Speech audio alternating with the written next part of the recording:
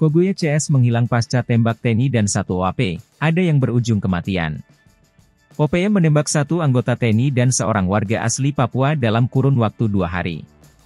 Nahas, akibat perbuatan organisasi separatis tersebut, salah satu korban penembakan berujung tewas. Kondisi tersebut bikin Satgas Keamanan TNI dan Polri marah besar. Sayangnya, keberadaan para algojo OPM kini menghilang bak ditelan bumi pasca anarkis melakukan penembakan.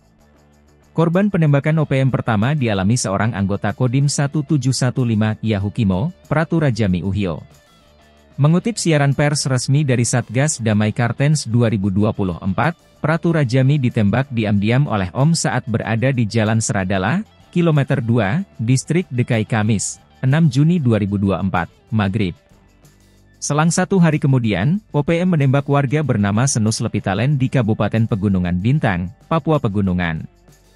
Korban tewas dengan luka tembak di dada. Kronologi kejadian, korban ditembak saat membuka pintu rumahnya setelah mendengar suara ketukan. Begitu pintu terbuka, tamu misterius yang ternyata algojo OPM itu langsung main tembak.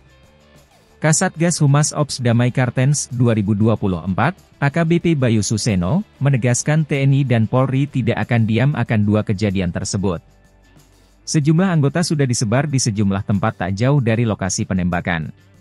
Saat ini, para anggota OPM memang tengah bersembunyi pasca melakukan aksi brutal.